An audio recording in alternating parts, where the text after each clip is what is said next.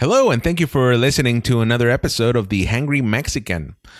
I love talking to people that have stories to tell and that can tell them very well and can hold their own in a conversation and that can totally do it unscripted. And this next guest is one of those people. And she just happened to be in the Southern California area for a wedding. And I only had a very small window of time to get her on this podcast, and it was so last minute. So definitely want to thank her for giving me the time to sit down and chat with her. Montana MacLachlan was a reporter in Montana. She's a news junkie, but she got out of the news business. Why? Well, we find out in the podcast. She is also the creator of the Snooze. You will see what I mean during this interview if you just go to the _snooze, SNEWS, on Instagram. We make reference to it during the podcast. So again, that's the _snooze on Instagram, and you'll see great tidbits of news that are very easy to digest. And we talk about that in the podcast as well. And she also asks me several questions. So you'll get a chance to know a little bit more about me in this episode.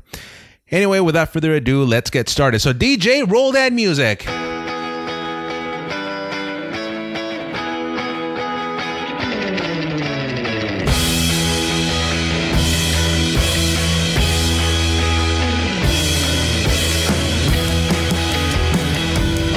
Well, Montana, first of all, I want to know what you've been up to after you left Santa Barbara. After I left Santa Barbara, okay, well, I got my start in the news industry, of course, in Santa Barbara. Lovely Oscar and Claire trained me on pretty much everything I know. And I went to pursue my first on-air job because, of course, how the news industry works is you have to go and get your start on air in small markets and then eventually work on up. And I moved to Missoula, Montana for almost 2 years, where I worked at the NBC affiliate there as a reporter, multimedia journalist, anchor, producer, videographer, the whole 9 yards, because of course in small market news you wear so many hats and you do a little bit of everything.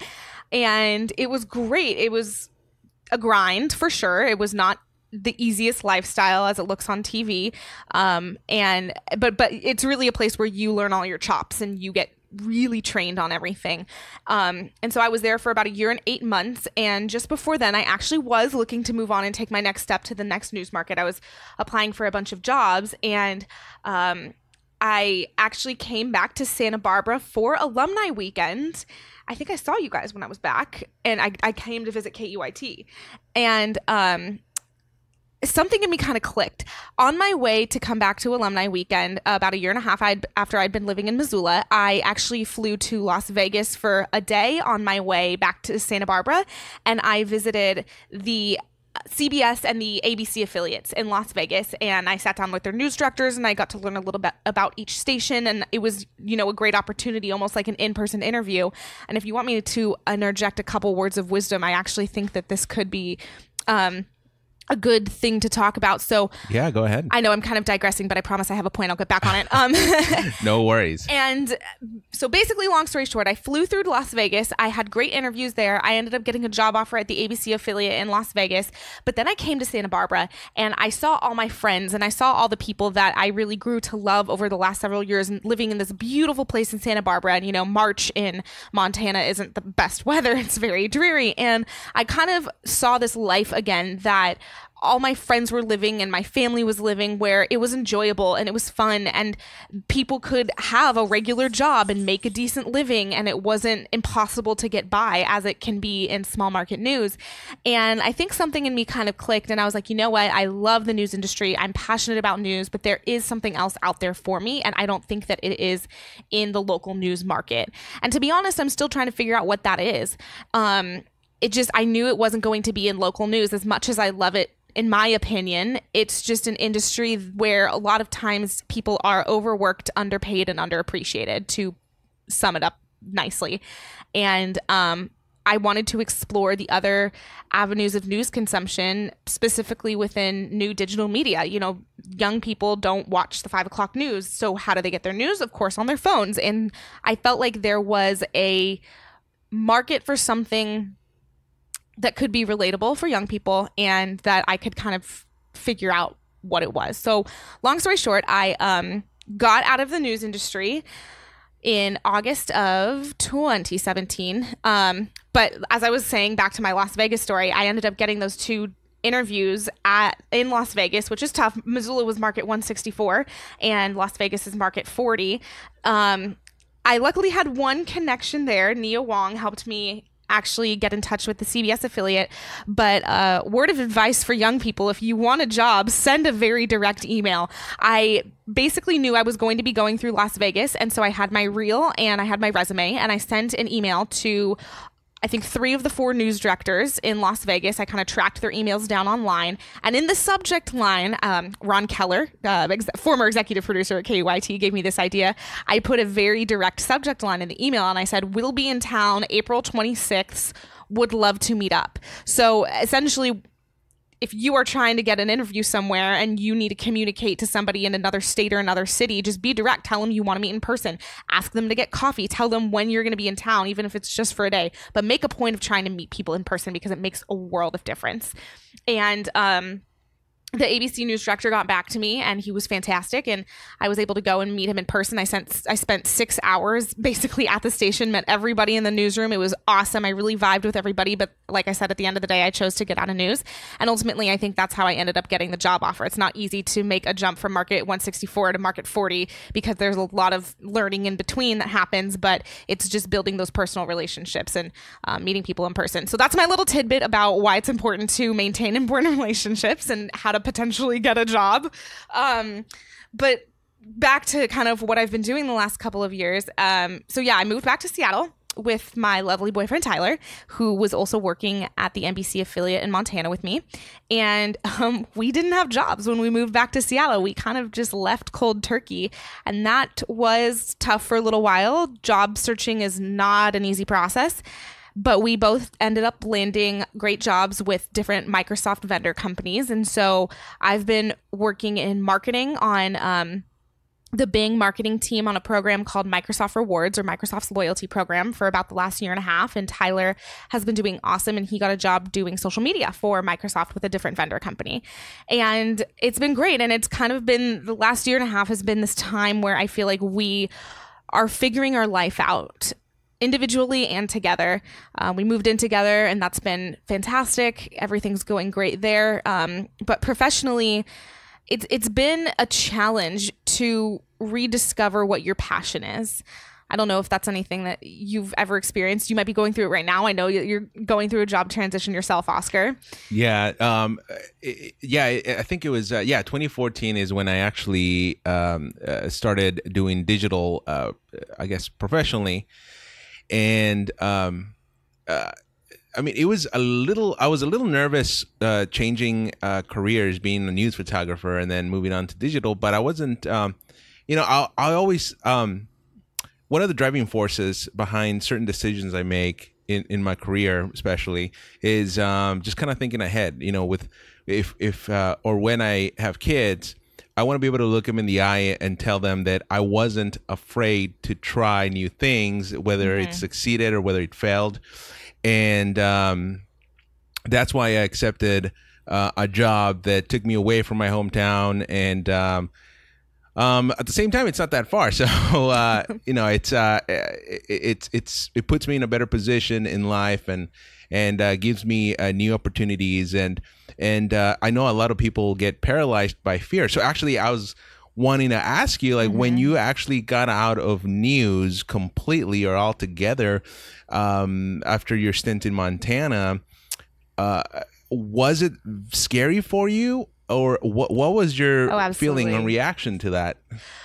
It was definitely scary. It's tough to force yourself to realize when you're in a position that might be a little bit toxic and force yourself to make a change when there's no certainty of that change at the end of the day, if that makes sense. When I chose to leave, like I said, I didn't have a job lined up, and I didn't know where I was going to go. We honestly Tyler and I wanted to go to San Francisco at the time, and then we became more realistic and we're like, okay, we can't really afford that. We might as well go back to Seattle where my family is from and find our footing there. And we realized, we had family connections and everything in the Seattle area where it would be easier for us to get jobs through that. And it worked out for now, but it is very scary. Like you said, I think a lot of people have paralyzing fears of making big life changes. And for me, I really strongly believe that people need to put themselves outside of their comfort zones in order to grow. And to give you a couple examples, when I came to school in Santa Barbara, I originally grew up in Seattle, and then I went to UC Santa Barbara not knowing anybody. And it's a huge transition. You just realize the world is so much bigger than what you know. And there's so many other different people out there and things to learn. And it's challenging to move to a new place where you don't know a soul. But I think it makes you grow so much as a person, because you might have a great group of friends in one city, and then you move to another city and you're forced to build a life for yourself, essentially.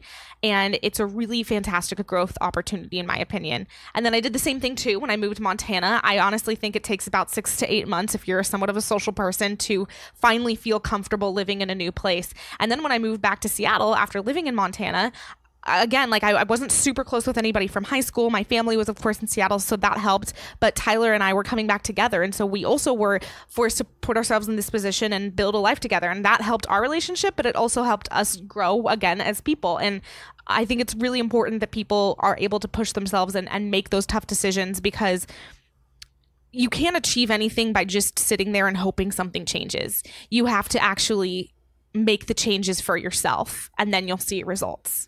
Does that make sense? Oh, yeah, no, totally makes sense. Yeah, there's a lot of, I've seen a lot of people that have just given up in the news industry in particular because, yeah, you're at lower markets and, life is difficult.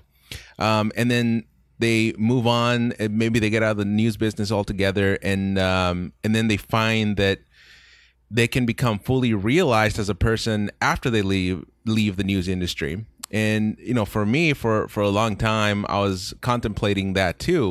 What else is up? In fact, I got into news not really knowingly wanting to get into news. It kind of was like an accident. I just kind of fell on it. I was studying my dream was always to go out to LA and work behind the camera, maybe doing shows or shooting, movies or something.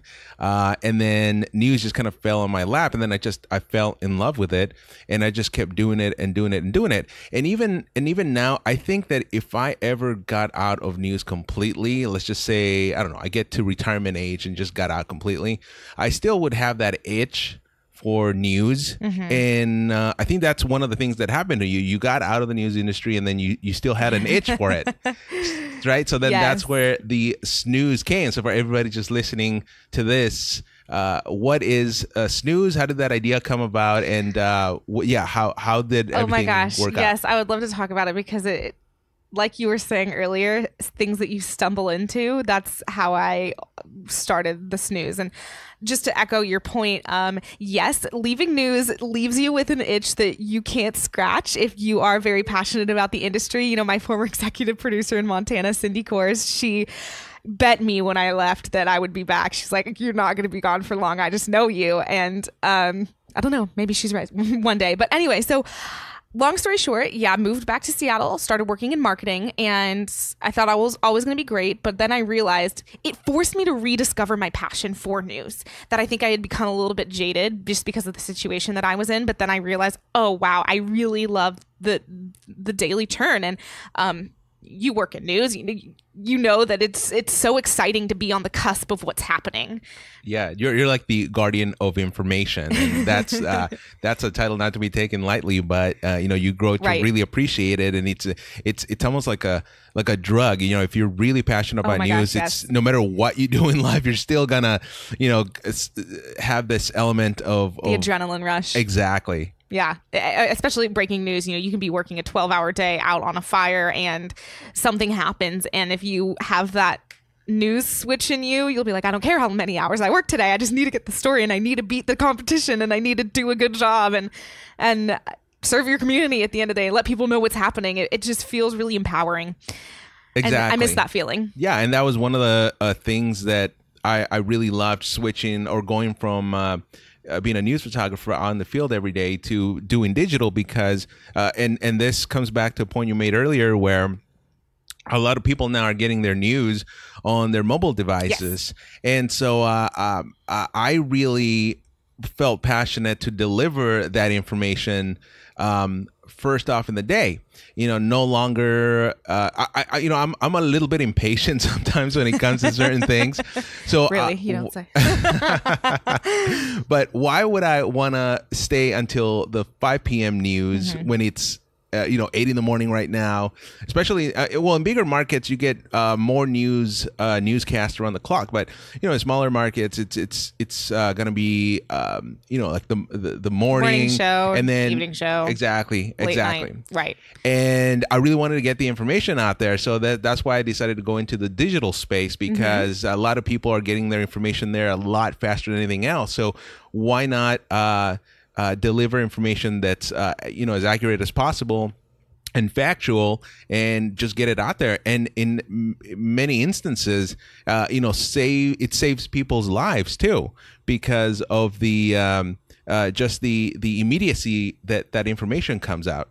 But I want to ask what then went through your mind when you created the Snooze, and how did that idea come about? Yes. Okay. So let's get into the Snooze. And for the listeners, the Snooze is an Instagram account as of right now that I started. It's THE_SNEWS is the Instagram handle.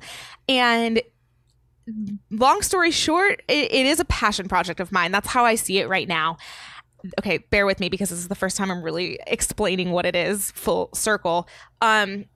As we said, leaving news left me with kind of this itch that I couldn't scratch. And I didn't know what I was going to do with that itch next. And like I said before, I kind of just thought that something would happen and something would come to me. And then I was like, okay, I actually have to pursue whatever this itch is myself.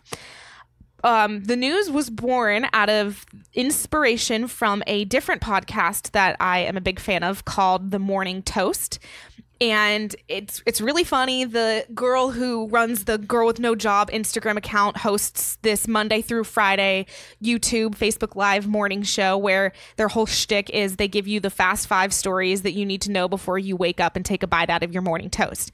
And they are hilarious. They have a great rapport together, and they mostly cover pop culture and reality TV related stories. But what they do so well is break this barrier between audience and host and consumers and, news companies or personalities or whatnot.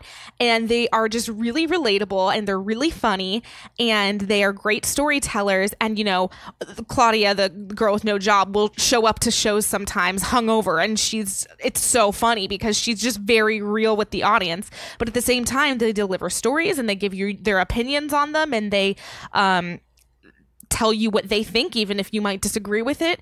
And they've built a huge fan base. So that show really gave me the inspiration for the Snooze. I was like, you know what? I think there is a space to do something like this, but with actual news that we can still talk about, that will be relatable to young women and millennials who maybe they don't really know how to get news. Maybe they don't trust the big news agencies. Maybe they just want something fun and easy to consume and lighthearted that they can start their day with, but they can still get the information from. And there's a lot of different brands that are doing similar things right now, but I just had this specific creative vision that kind of grew out of, like I said, my inspiration for this other show, The Morning Toast. And for a long time, I didn't know what I was going to do with this creative vision. Honestly, I thought it would work best as a Monday through Friday live morning show, podcast, Facebook Live, YouTube Live, and whatnot. And because I was working a 9-to-5 job, I just didn't really have the time and resources to dedicate to doing a podcast or doing a morning show. I'm still, it's still in the back of my mind, of course.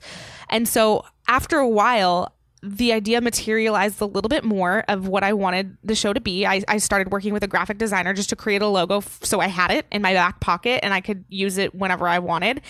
And then literally back, what's the date? It is March 31st. Back probably mid-February, I opened my Gmail, just my personal Gmail, and I think I saw the option when you sign into Gmail that says like create new account, and I just finished finalizing my Snooze logo, and so I was like, maybe I'll just make an email account just right now. Let me just do it. I don't even know what it's going to be or what I'm going to do with it, but sure.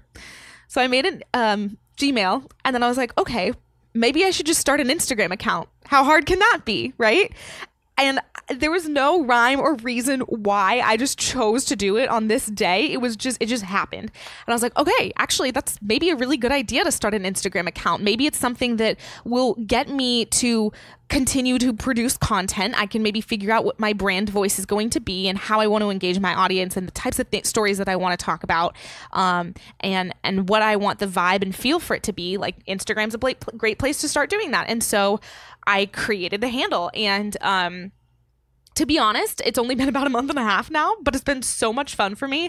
I mean, I hate to say it, I love my job, but sometimes I wake up in the day and like I want to focus more of my attention on the Snooze because it's just so exciting for me to work on and to be a part of. And I think for me, oops, sorry, my phone just went off. No, it's all that good. is that just reinforces what I'm passionate about. When you can wake up and you can feel excited about something that you want to work on and the content that you want to produce to the world. And so from there, it's just kind of developed into, I'll pull it up right now. I'm still working on my brand vision, to be honest. And one of the big things that was important to me with starting the Snooze is I wanted to bring the audience along for the ride. And so I really am trying to engage the audience as much as possible and ask them, what kinds of stories do you want to hear? What topics do you care about? What do you think about this story? Like, engage them, get their feedback, make them feel like they're a part of the Snooze. That's one thing that I think I've identified the last couple of weeks as far as my brand voice goes with it. The other thing that I want to talk about with regards to the Snooze is I want it to, of course, be relatable. And my mantra is keeping you informed for your next happy hour. Well, when we think of how news is consumed today, it's, of course, objective, or tries its hardest to be. I believe that. As a former journalist, I believe that most news agencies and most journalists are good and they want to be objective. But that's not the way that you talk about news with your friends over drinks, right? We share our opinions. We say what we think. We aren't people who just have really, objective conversations with each other. People are passionate about these issues that they care about. And so I was not opposed to bringing in an opinion side of the Snooze and sharing my opinions sometimes on stories. I think as a news agency today, it's so easy for people to point the finger and say, oh, you're biased. Oh, you're subjective. Oh, you lean one way or another. For me, I look at maybe voicing my opinion sometimes with stories as a way to get out in front of that message and say, yeah, you know what? I will give you objective stories. Sometimes I'll give you my opinion because I'm a real person. I'm a real person behind this account. And this is what I believe. And I want to be able to talk about these issues with people and have educated conversations and be respectful of each other, because I think at the end of the day, we'll all learn that we're not all that different and we want the same things ultimately at the end of the day, which is why sometimes I will give an opinion of this news and I'll make the audience aware of that ahead of time so they know. But that's another thing that I think is important with my brand voice. And do you feel that not being in the news industry, working at a TV news station, has given you a more open voice with the Snooze than if you were working as a journalist in a TV station? In a more formal setting? I definitely, I'm not strapped to a brand besides myself. And so I think that gives me some freedom. Part of why the Snooze was born is because I felt like for somebody my age, my demographic, I consumed news a lot. And I didn't realize how much I did compared to a lot of my peers until I kind of started asking them about stories that they'd heard of or hadn't heard of. And I realized, there's got to be an audience for this. People don't know what's going on and there's a way that I can reach them. And I think to answer your question, it just all goes back to me wanting to be a real person behind the brand. And you have to have opinions. You have to be a person to do that. So of course, not being strapped to like a company helps me do that. No, that's awesome that you were able to find a voice even after you left the news industry with this new brand. And I gotta say, I've seen it. I follow the account, and Thank you. I mean, it's very unique the way that you deliver the news with. It's very graphic driven, and there's a ton of chuckles to be had when you look at. Yes. Yeah, it's very easy to consume the stories that you put out there. It's not like you're covering every single story, but there's important topics that I think resonates with a lot of people, especially the younger people. Right. I try to pick stories that I think that people should know about, or stories, honestly, that I care about.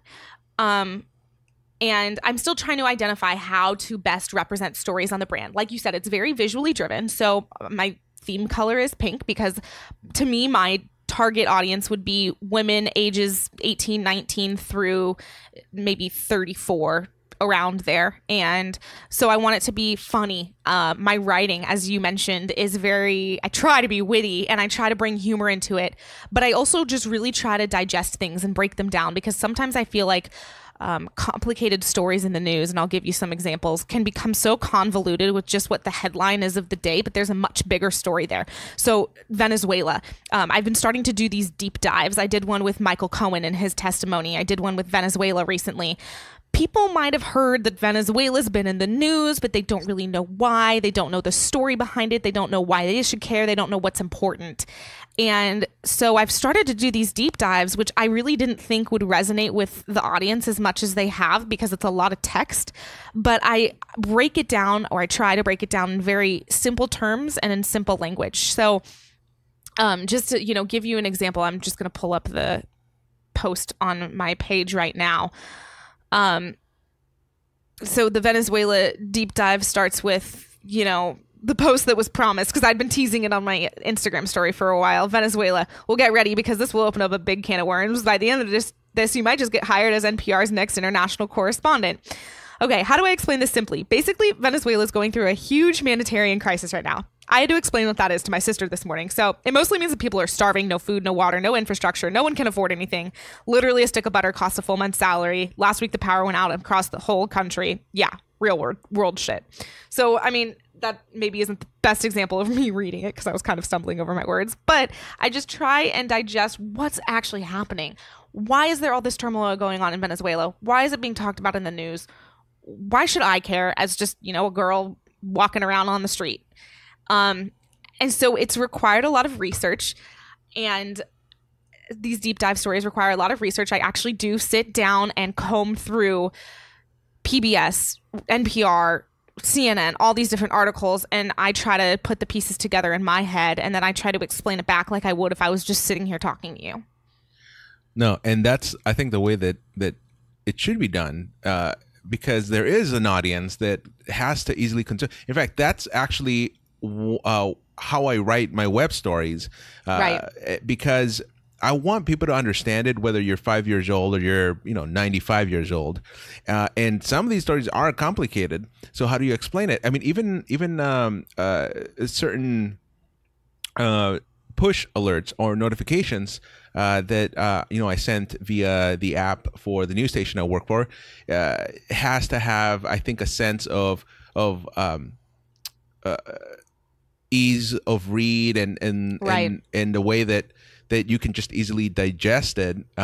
It's almost like a friend would be texting you, mm-hmm. and how, if they do text you, how would a friend say things? So part of my writing is just easily put things into perspective that somebody young or old can understand it in right. a very. That's one of the basics, that they always teach you in journalism school. Yeah. How do you explain something simply, even if it's a complex topic? Yeah, exactly. You don't want to use big words, because then you will lose people. And sometimes I find myself looking up certain words that I may not understand, and then I kind of lose track of. I kind of go down this rabbit hole. So for me, it's just easier to put information out there that people can understand easily and digest easily, right. and that requires not using these big words and just moving. Conversational. Exactly. Right. And that's exactly what you're doing with the snooze. And I really appreciate that because it's so easy to understand difficult topics. Oh, absolutely. I think it was something that I really realized when I was working as a journalist, specifically when I was producing and anchoring the weekend shows. The way that a lot of national news stories works in the news industry is you will go on to, I worked for an NBC affiliate, for example. So I would go on to this NBC server and I would pull the national packages or stories that NBC National would put together. And they had scripts pre-written and they had all the video already. And I would, take the script, tweak it a little bit, put it in our show to localize it. And I would find these really big national news stories I would even read through, and I would read these headlines and I didn't really understand what they meant. It was just more of like, here's what happened today. Okay, great. But if you don't know anything about this really big, complicated story that's been going on for months, how is this little blurb about what happened today going to matter? And, a great example of the deep dive that I did with regards to Michael Cohen. I try to think of it like if I was my sister who's, sorority college girl consuming it. What does she know about Michael Cohen? I don't know. Something regards to President Trump. Who's Michael Cohen? Right? Okay.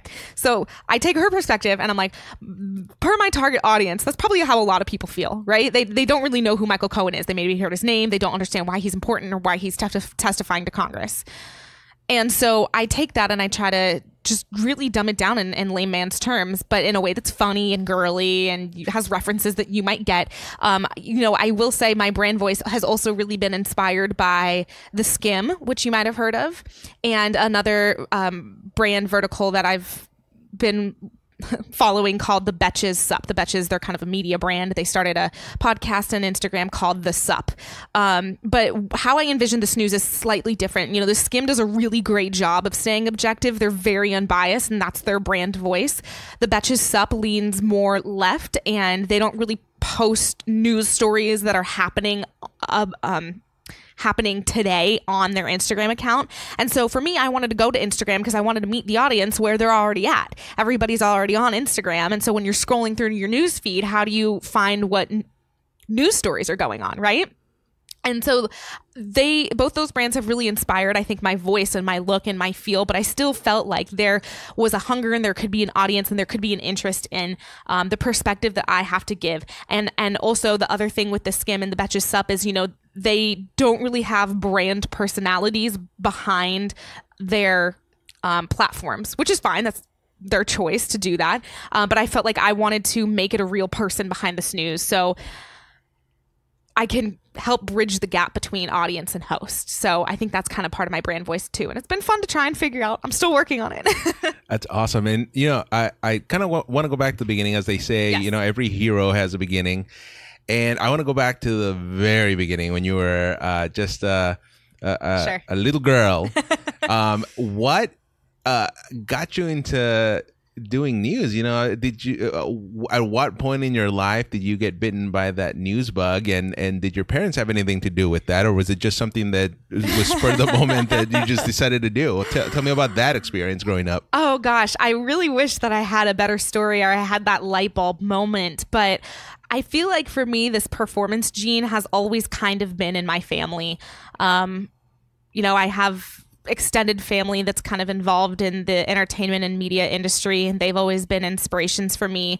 My dad has always been a really big inspiration. He's just a very charismatic and musical person, and they jokingly nicknamed him the mayor of Sammamish, our hometown, even though he wasn't, just because he knew everybody. Everybody knows Kent MacLachlan, and he just is this very lively person. And so I feel like growing up, that personality really rubbed off on me, and I always felt that it needed to be very outgoing and engage with people and talk with people and learn what their stories are. I feel like you only really build relationships with people if you can talk to them and you can learn what they're about and what makes them them.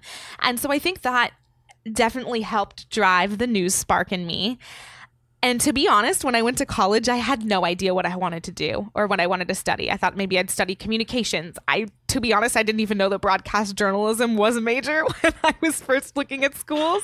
Doing it all over again, maybe I would have picked a university that actually had a broadcast journalism program instead of UCSB, which I love. But I was a film major there, and it was something that honestly just kind of fell into place. I knew that I had to get an internship before I graduated college. That was something that was important to me that I wanted to do. And so, what better thing to do than start local? There was a girl that I knew who was in my sorority who had interned at KEYT in Santa Barbara, the ABC affiliate. And so she kind of set me up, got me some contacts, and that's where I started my first internship. And I will say it was a little tough at first. I didn't realize how on people are all the time when you work in the news industry. You always have to be paying attention, and it can be very exhausting. And it was long days, and I had some great mentors though when I started that first internship. So it really was something that just kind of fell into place, and it felt right. Once I started to do it more often, I felt like, okay, this is a place where I can really start to express myself. And to be honest, I just loved consuming news. I loved knowing what was happening and feeling like I could be that vehicle to tell people what was happening in the world and what was important. I always felt like I'd been somewhat of a strong communicator and was articulate, and I felt like that was playing to that strength. And then when I started my first internship, I had some great people who took me under their wing and mentored me. One, of course, being your wonderful wife, Claire. She really taught me my news chops as far as how to approach news mentally. It's tough when you get in the industry. You don't realize how many moving pieces are going on behind the scenes. And Claire's the most organized person I've ever met. And she just knew exactly what she was doing. And she was so patient with me all the time and was willing to take time out of her day to sit me aside and just help me digest what I was looking at. So Claire was fantastic. Another person who has just rocked my world since the beginning is Victoria Sanchez. I can't say enough good things about her. She's just the most talented reporter that I've ever met. And everything that I knew as far as being a reporter in the field can be attributed to Victoria Sanchez. She's now working at ABC 7 in Washington, D.C., actually. And she is just an incredible person. She cares so much about what she does, and she cares about doing it right. And she just taught me so many tips and tricks. And, there's so many other people to thank. Like Kelsey Gherkins is amazing. I did some wonderful stories with her. Elise Martinez. We did a story, I remember, with Elise where we were interviewing this guy who had renovated the Santa Barbara courthouse clock tower and was opening it up to people who wouldn't have access climbing up there via the stairs. And he just kind of started to get a tear in his eye. And it was a moment that I'll never forget because it just really reassured to me how you can change people's lives in the news profession. And here's a guy who just cared so much about the work that he was doing, and he was sharing that with us. And I got to be a part of that moment that was so meaningful to the greater Santa Barbara community. So, I mean, there's a lot of things that just fell into place, and I had a lot of fantastic mentors over time that helped me launch my career, essentially. Yeah, no, the news industry is a very unique industry, and there's a lot of it to love. And I think a lot of people get a misconception of it. They think it's the enemy of the people, right? But there's certain things like what you just described where you get to experience changing somebody's life. Oh, absolutely. And there's no greater gift than that, I think, when you actually witness it in front of you, in front of your eyes, the positive impact that you're doing through your job. Because at the end of the day, we're storytellers. We're telling a story, and that story is going to be exposing something that maybe a lot of people don't know about a certain individual or a certain topic or a certain thing. And when you can change that for the better, I mean, it's an amazing feeling. Oh, that's what keeps you doing the job. And I think it's so important in the news industry. A lot of people look at it, and on the surface, it just looks like, okay, you're talking head on the screen for a couple minutes a day. But behind the scenes, what you don't see is just all the legwork and the blood, sweat, and tears that goes into getting that story on air at the end of the day. And it's not easy work, especially working in small market news, but it's the most rewarding work. If you put your heart into it, it really can be. Yeah, there's a lot of people out there, that journalists and non-journalists that are doing just great things to help the community. And so that's one of the things why I wanted to create this podcast, because I want to hear what those people have to say. I want to know what makes somebody tick and why they are doing what they're doing. And in this case, that's why I'm so thankful that you're on this podcast, because I think you're doing amazing things. First, as because you know, at UCSB, when you were a UCSB student, you organized what would you say, a journalist group? I did. Oh, good memory. Yeah. It was called, I don't think it's still going on anymore. I think it maybe lasted 2 years, but it was called The Newsroom. And it was this weekend that I'd put together at UCSB where we invited different professionals from print and broadcast journalism around the Santa Barbara area to come and speak a little bit about what it's like to be in the news industry. And you know what's amazing is I do still keep in touch with some of the people who attended that weekend workshop, and some of them are working in the industry still. And the reason I did that was because UCSB does not have a broadcast journalism department, and I wanted to bring the knowledge of journalism to students who were interested, and I had met several who wanted to learn more, and so I felt like organizing that weekend opportunity would be a great idea. Yeah, and I think that really gave the opportunity to a lot of these students to be exposed to news, and a lot of them actually came out and are doing great things right now. Oh, and amazing things, yes. And it's because, well, it's thanks to you, really. You're the one that organized this workshop, and you know, I was part of it. I came in as a guest speaker, and it was I could tell the passion that all these students had. And I'm a UCSB graduate as well, and one of the things I would have loved to do is just taking a journalism class there. But you're right, I think they're just slowly now starting to get into offering some journalism classes there. But really, I think you were the first driving force behind having something like this that introduces students to news, or that news world at UCSB. And yeah, I mean, you just did a fantastic job with that. Thank you.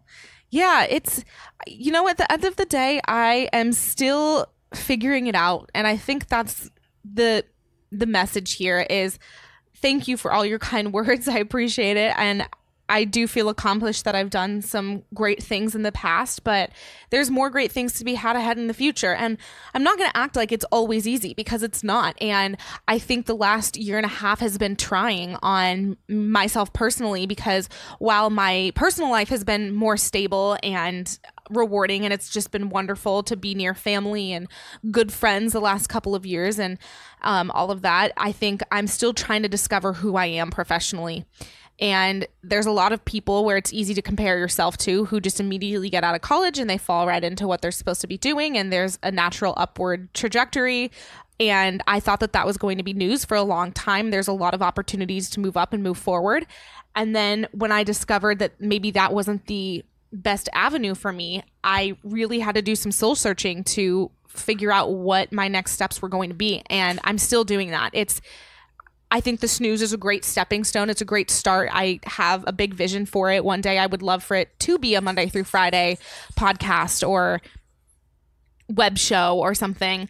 But, you know, for right now, I'm still figuring out what that's going to be, even career-wise. And, you know, I'm in this great marketing job right now, but I want to continue to progress and move forward. So I'm still figuring it out. And I think that's what everybody is really doing in life. Everyone's still figuring it out, whether they act like it or not. Who is your biggest inspiration in your life? Great question. Well, personally, I have wonderful parents who have always been so supportive of me, so I have to thank them. My biggest inspiration, Savannah Guthrie. I'm obsessed in love with Savannah Guthrie. I just think she is God's gift to earth.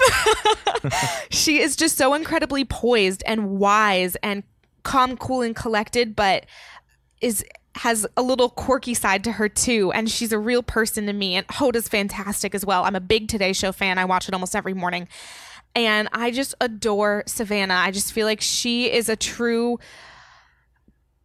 example of somebody who has persevered and she took different career paths. She went to Georgetown, I think, or George Washington University, and she was a lawyer for a while. And then she kind of got back into news. She did have a quick stop at on my old station in Butte, Montana for about 2 days. And then they announced they were closing the bureau. So she just is amazing. I absolutely love watching her. She's a huge inspiration. And then just everybody else that I've worked with in the industry over the years who have grown and progressed. Victoria Sanchez is incredible. She went from KUIT and then hopped to a fantastic news station in Denver, KUSA, and now she's in Washington, D.C. And honestly, I don't think she's going to stop there. She's going to make it all the way up to the top because she's just incredible. And it's so fun to see people like her move up and move on. And I'd say, yeah, those are definitely my inspirations. We're gonna have to get Victoria on this podcast. Claire, can you get working on that, please? Yeah, Claire is she's one of the producers here of this podcast, so she's in charge of helping me book people. She's awesome. Who are your inspirations, Oscar? Oh, that's a good question. Me, myself, and I. No, that sounds way too narcissistic. I think there's a lot of people. I've been one of those people that loves learning things. Absolutely. And for that, you kind of have to strip your ego, just get it out of the way and just shut up and listen. That was my way of doing things. I just shut up and listen. So one of the biggest, and he's a very good friend of mine now, is John Palmentary. Right. He's the senior. Been a big guy in your life, huh? Oh yeah. I mean, he was even my best man at the wedding, so we're connected for life. But he was one of the biggest inspirations in my career because he taught me how to really be a news person. It's one thing to get out there and just shoot pretty pictures. Right. But it's another thing to understand the concept behind news and what you're actually doing and understanding that. It's like making a movie, but you don't really know the theory about why you're doing what you're doing. So John was very instrumental in helping me and guiding me through my career in news. And of course, from there, I met a lot of other great people that have guided me. So he's a big inspiration in my life. Also my dad is both my parents, but my dad in particular, because my dad actually came here to the United States with nothing really, and he always was in the pursuit of knowledge, and he ended up later in his life graduating from UC Santa Barbara, and seeing that inspired me to not give up, because there were times when things were tough. I would be a full-time being a full-time student, and I think at one point I was taking up to about 16 credits or so, but it was I was a full-time student and then working 2 jobs. It's a lot. Yeah, I rarely slept, but at the same time I didn't want to give up because my dad had gone through the ringer before and he came out on top, and so I wanted to do that too. I didn't want to disappoint him, and so he was a big inspiration in the driving force behind my education and finishing it up. So there's all these folks that I think have been inspirations in different facets of my life. And it's not always people that are inspiring, it's other companies and brands and things that I see every day. Like I said, that podcast, The Morning Toast, really gave me my idea for what I wanted to do with the Snooze, and it came at a time in my life where I was looking for inspiration, and I was looking for what that next thing was going to be, and it helped me materialize my thoughts. And all these other different media brands that are similar but different. Another great person who you should talk to, her name is Erica Mandy, and she hosts a podcast called The Newsworthy. She's a former reporter. I think she worked at CBS LA, and she kind of does a morning podcast show that's really fun and gives you the top headlines for the day, and it's very upbeat. And so rather than seeing people like this as competition, I see them just as wonderful inspirations of people who are doing what I'm trying to do and reach an audience and inform people and be great storytellers at the end of the day. That's all we want to do. We want to reach an audience, and we want to inform, and we want people to walk away feeling like they genuinely learned something and it was time well spent. So It's not just people, it's everything that you see. Yeah, no, you are 100% correct. Now, out of left field, I just want to know, Yes. do you know how to cook? Ooh, it depends. What is your go-to dish if you were to cook? My go-to dish. Ooh. Okay. Well, I really actually like making chicken parmesan. Ooh, my favorite. Okay, Is it really? go on. Yeah. Oh my gosh, I love chicken parmesan. Anything with chicken really is so good. I'm trying to get a little bit more crafty. I got a cookbook for Christmas from my grandma called the Skinny Taste Cookbook, and they have fantastic recipes. A lot you can just make in a crock pot. Anything that's pretty simple. I like experimenting with new recipes and new things. I won't say I'm the best cook, but I'm not against trying. I would say my stuff turns out good 50-50. I totally understand. Chicken parm. I'll go. Yeah. It's my go-to. That's awesome. Well, that's a good dish, and you can dress it up with anything. What do you cook, Oscar? Well, I can tell you, I'm. Who cooks, Claire? You or Claire? It's like a 50-50 relationship there because Claire shakes her head. Yeah, because I am good at grilling things. Okay. I think as most guys are, but I'm trying to teach Claire how to grill too, just in case she ever wants to grill and I'm not there. I love grilling. It's hard though. Yeah, it takes skill. It's all about timing. That's a secret. All about timing. But yeah, so I know how to grill things and then how to make good breakfasts. And the breakfasts actually come from my inspiration. That's the thing. We were talking about inspirational things. And for me, breakfasts were inspired by all these movies that I would see. So it's usually American breakfast. Like you got your sausage and your eggs and whatever else, your toast. So I know how to make really good breakfasts, especially a breakfast sandwich. And Claire just absolutely loves my breakfast sandwiches. But I don't know how to cook on the stove or even the oven. I guess now I'm getting a little better at cooking things in the oven and following instructions because in my whole life, I think I'm at a point where I'm a little bit more patient now with things. Oh, yeah. So now I can read, the steps and the guides and kind of follow those. Before I would just like I'll just throw it in there and I'll just put some time and see what comes of it. But baking also is not a good strength for me. No, Tyler and I have been really into watching the Great British Baking Show on Netflix. I don't know if you've seen it or heard of it. I've heard of it, yeah. It's fantastic.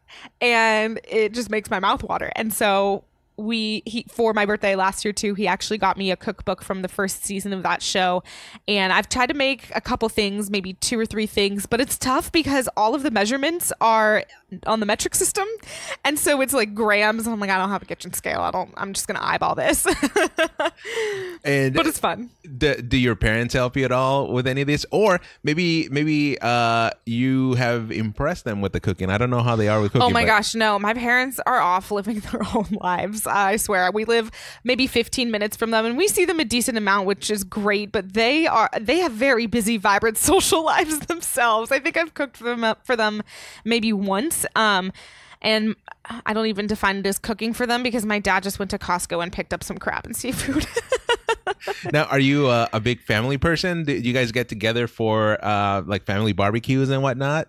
We do. One of my favorite things that we've been doing recently. So my parents just sold our childhood home this past July. Ooh, how was that? Was that tough? Oh, it was not as tough as it was going to be. I'd like to ask my sister that question because she had just moved away and gone to college. And I feel like when you go to college, you want to be able to come home and go to your home.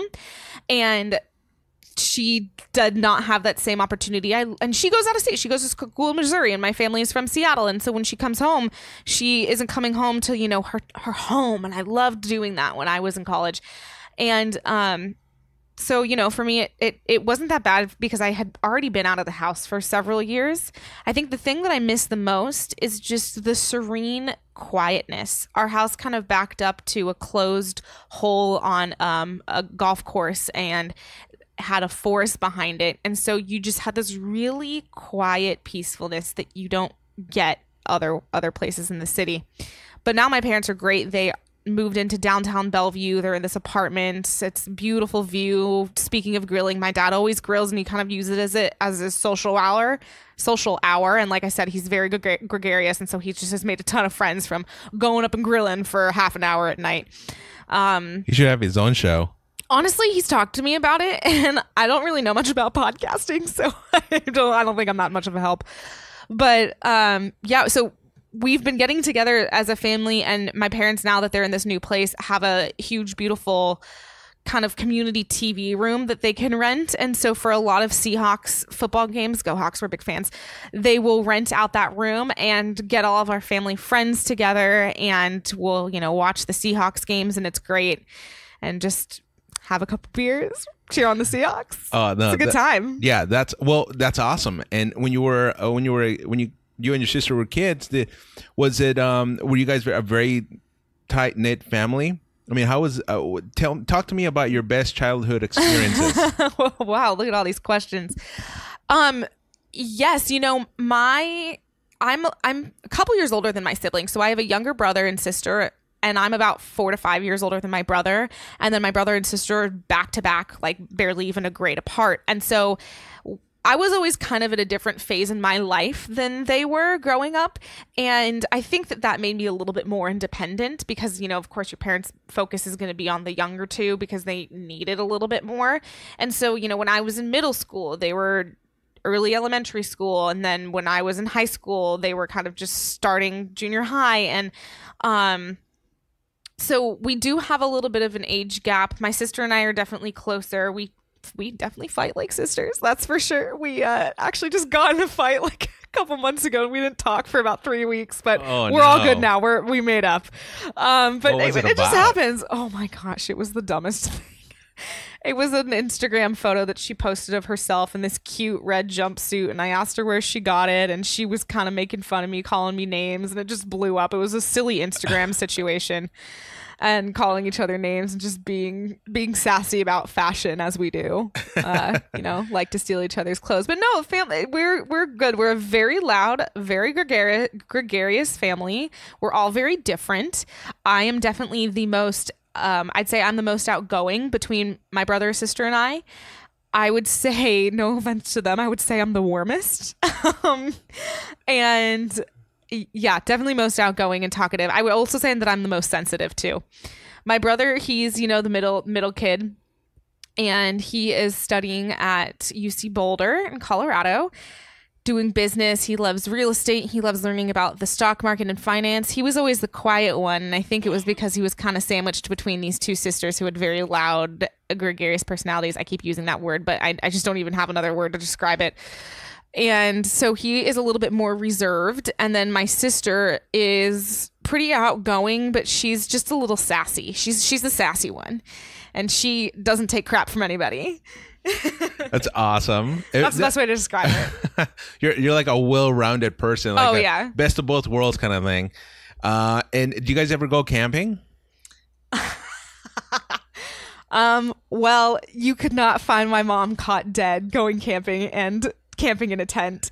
However, it's funny that you bring that up. So another great family tradition, since we're talking about family, we love country music. And every summer we go to this big country music festival 3-day concert at the Gorge Amphitheater in Central Washington, right above the Columbia River.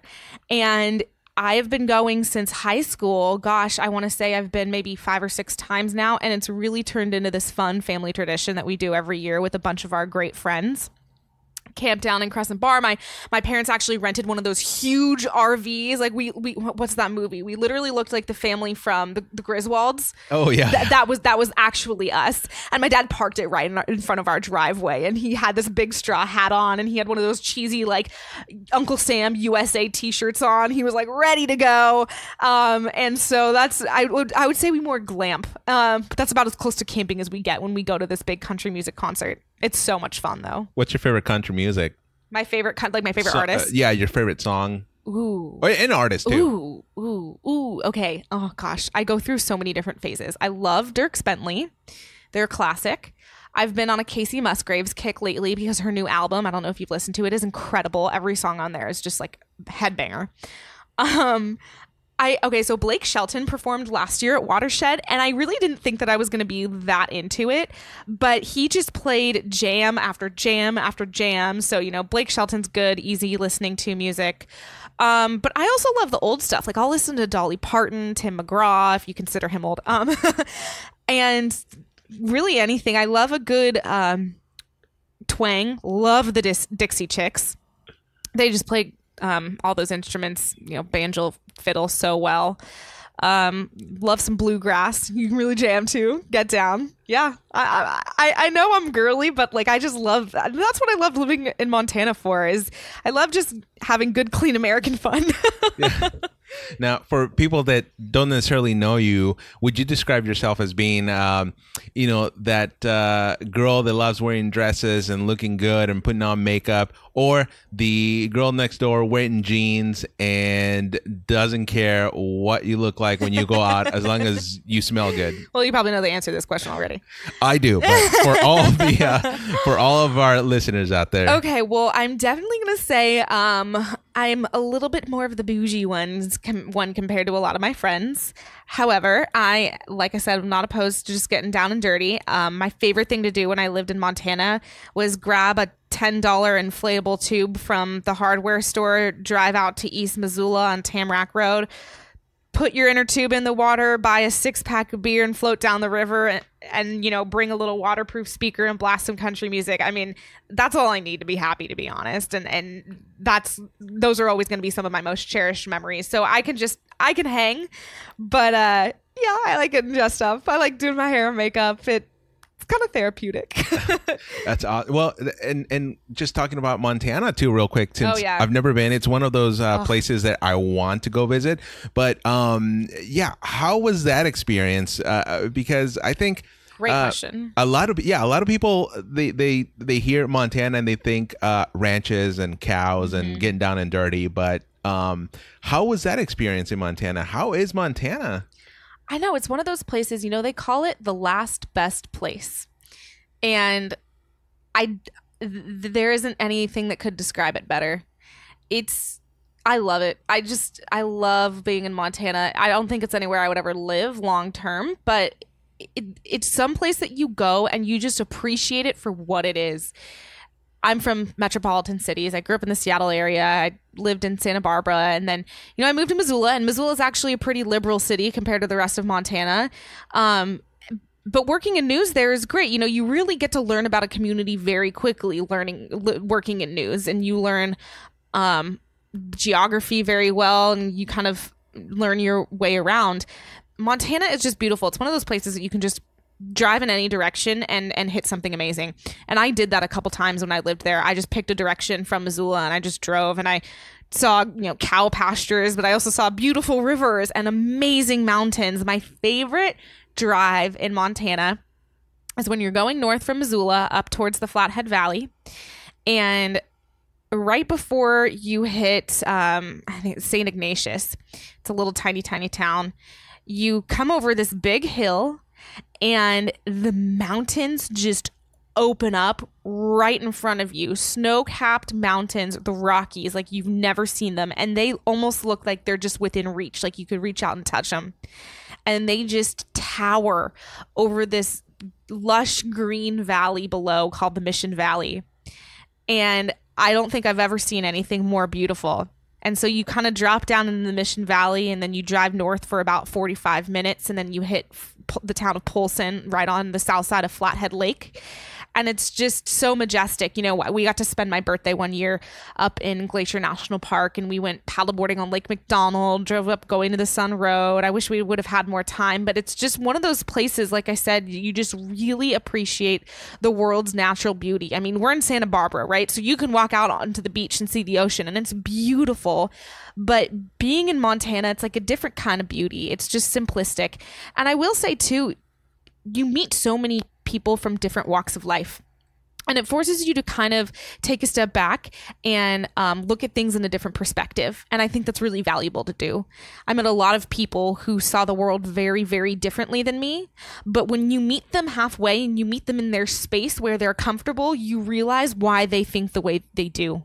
And it just makes sense. And it's like, okay, you know, you live out here. There is nothing for miles. And I get it. I get why you think this way, and you're totally justified to that. It just is very humbling, is the best way to put it. And I think if a lot more people just opened up or opened themselves to being vulnerable and talking to somebody that may not share their same experience or ideas, can, I think, be very beneficial to the growth of that person. And that's one of the reasons why I love going to the East Coast and going to visit my mother and father-in-law over there. You know, Claire's mom lives over in New Hampshire, and that's the northern part of New Hampshire, right?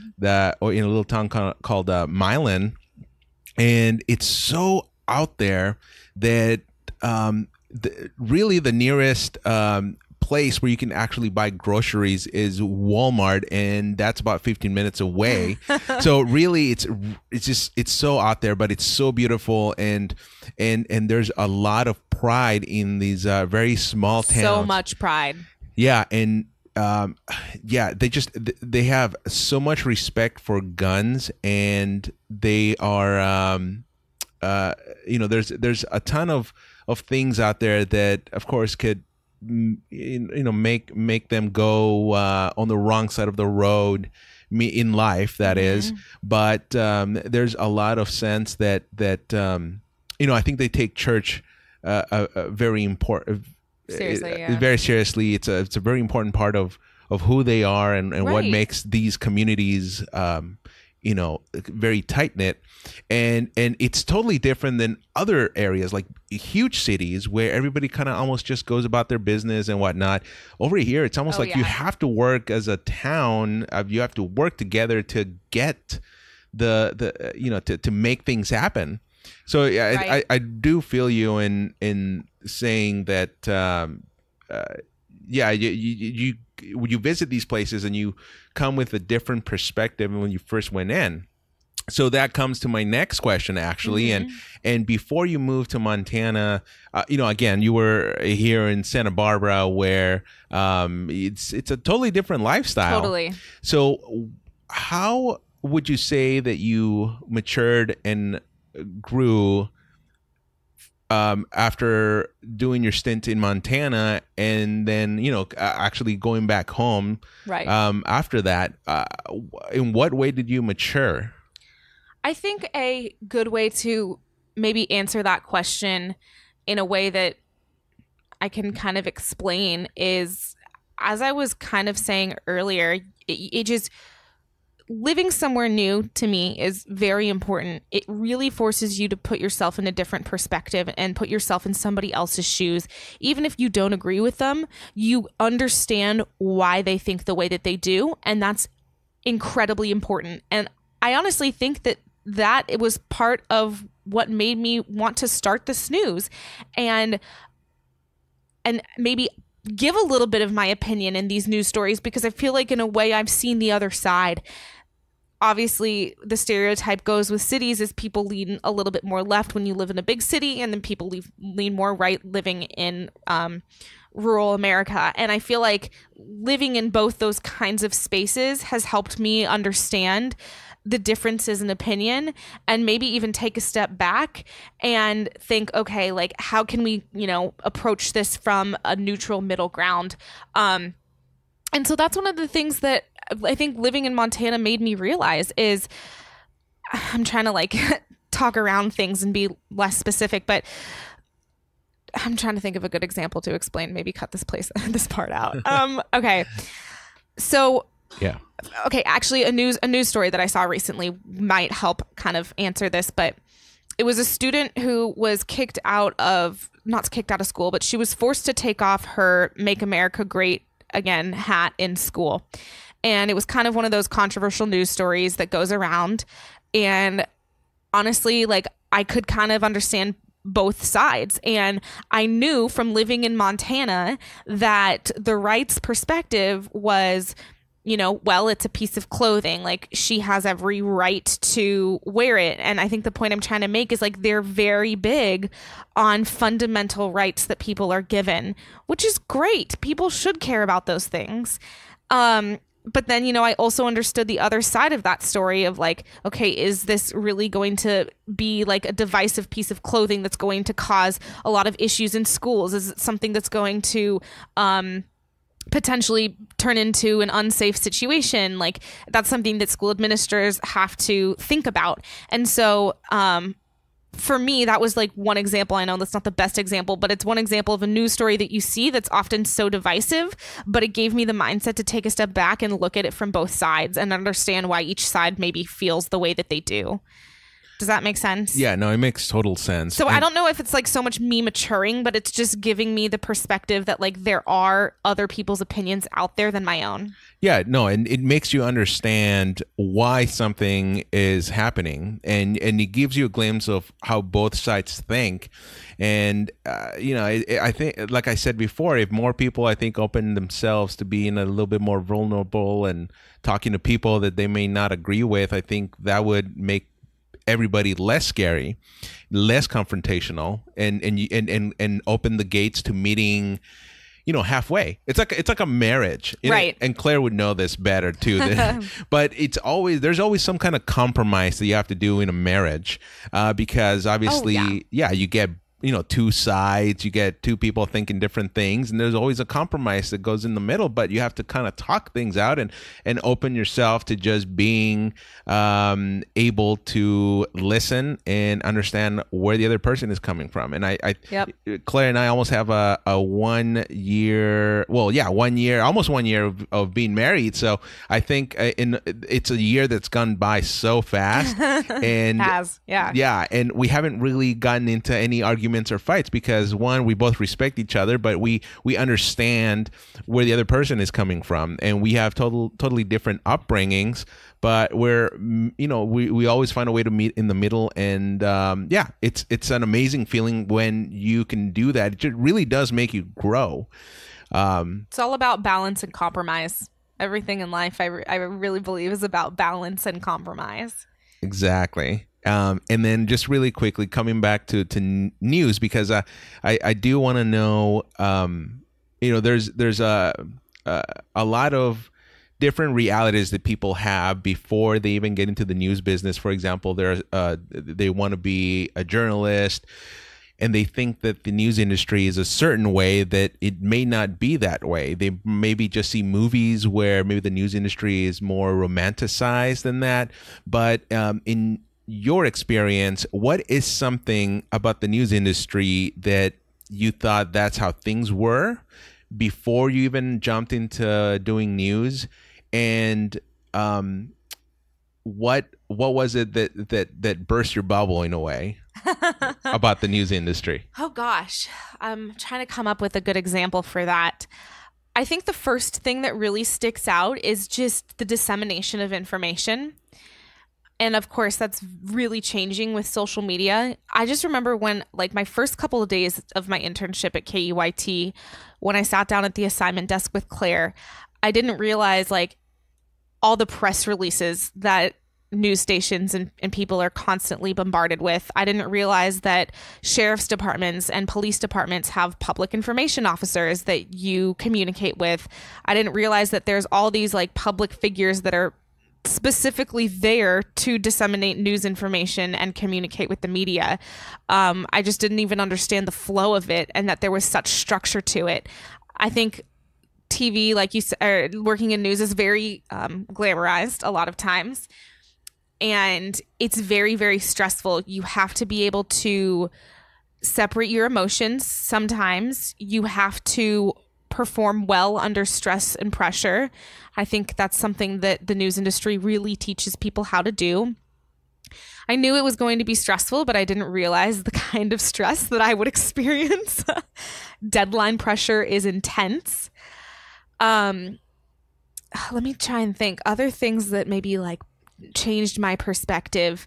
Just working in small market news, I think so many of my family friends think, oh, you have a photographer, you have a videographer with you every day, you have a hairstylist, you have a wardrobe stylist. Like, you have none of those things, actually. Working in small market news, you do it all. You are your camera person. You set up your interviews. You have to develop a network of contacts that you can rely upon to draw story ideas. You have to pitch story ideas. I think that was something else, pitching story ideas, that I didn't really realize was such a big thing. I just figured, oh, you wake up one day and news just happens and it's just there and you just cover it. But days aren't always like that, and you have to actually come up with news stories yourself and come up with angles, and that can be very challenging to do every single day, and it can be kind of exhausting.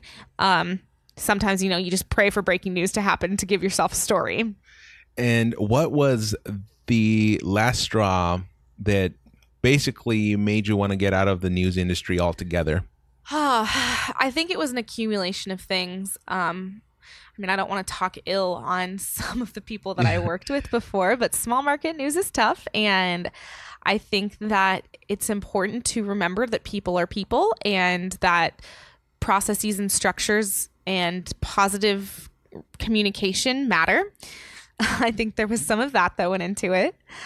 I just don't even know if there was a last straw. It was just exhausting. And to be honest, for me, like a lot of it was about the money. And I hate to say that, but like, you need to be able to support yourself. And I think that's something that the news industry really doesn't, the local news industry right now really doesn't have a great grasp on. I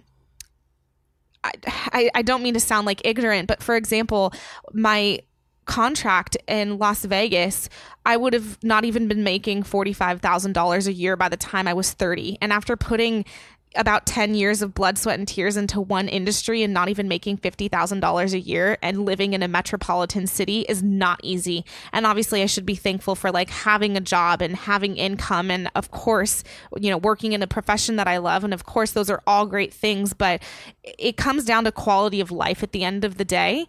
And I think that work was my life, and I needed to balance it, and I needed to find other things that made me happy. And so it was kind of an accumulation of things, but that was a big part of it. It's tough. Yeah. And I hear you on that. And I think that and working 12-hour days too. And like, okay, to be frank, sorry, I know that. It's all good. For everybody listening here. We got Claire and our little dog Sandy here. Housekeeping brought us chocolates. Hershey Kisses. Shout out to the West Beach Inn. So, it's really though, specifically, like, I was living in Missoula, Montana, right? I was fresh out of college. I was making $21,000 a year. People hear that and think that that's like below poverty level. $21,000 a year with a very expensive 4-year college degree was just not going to cut it. Working 12-hour days and sweating and carrying 40 pounds of gear, trudging through 4-foot deep snow by myself in the middle of nowhere with no cell phone service. Like, it's only sustainable to do that for so long, and working in like 0-degree weather. And I know those are the conditions in Montana, and things get better as years go on, but you have to have a line. You have to have a line for yourself and say, is this the kind of life that I want to be living? Is this the quality of life that I need? And for me, that line just kind of got drawn. And, I just realized that there were other professions out there and other things that I could be doing where I could still get that news fix and fulfillment, but I could be maintaining a standard quality of life. Well, and that's one of the reasons why I'm so thankful that the digital space has become a way for a lot of people to actually create something, and if they can monetize that, great. But it definitely brings you a sort of satisfaction where like in your case, you're able to work a regular job that pays good money, and then still be able to get your news fix, all because of the ease of the technology now. And even now, this podcast, what we're doing now, that we got ultra portable equipment here that I can take anywhere on the road and make a podcast out of it, because the technology now is there, and the digital space has opened up to just everybody, not just a specific group of people. Oh, absolutely. There's so much room for creatives these days. There's so much room to express yourself and rediscover and find what you're passionate about. Yeah, I work a 9-to-5 job. That's great. But I also have the snooze on the side, and maybe one day it'll become something more. And it's so fun to see everybody just really expressing themselves, and it's another way to learn new things, and you can never stop learning. You have to always continue to be a student of the world. Awesome. Well, finally, and you know, you're a very interesting person. I just feel like we just barely scratched the surface here. we may have to do like another follow up later. Yeah, exactly. But ask me in a year where Snooze is at, right? Exactly. We'll have you back in a year. But I'd like to end the podcast with people's biggest pet peeve. So in your case, Montana, what is your biggest pet peeve? I think I have a note on my phone. Or pet peeves too. It can be more than one. Okay, let me look up. I actually think that I have some written down. I'm a very big list maker. And I'm bad at impromptu questions sometimes. Pet peeve. Bad slow drivers are just the worst. I think we can all agree on that one. I hate it when I get dirt under my nails. So I constantly pick at my nails because I just can't deal with it. I hate when I have chapped lips. Like I can't focus on anything else besides finding chapstick when I have chapped lips. I know these aren't really pet peeves, but these are just things that bother me. I'll have to get back to you on that one. I don't have very good answers for it right now, but there of course are things. What are yours? Do you have any? Yeah, definitely one is when people are trying to talk to me when I'm hangry. And you know, because when I'm hangry, I just kind of shut down and trying to conserve energy. Tyler is the same way. The same way. Yeah, that's probably one of them. I have several ones, but that's one of them. In fact, that was the inspiration behind this podcast. So that's why when I start feeling a little hungry, then I know it's time to end it.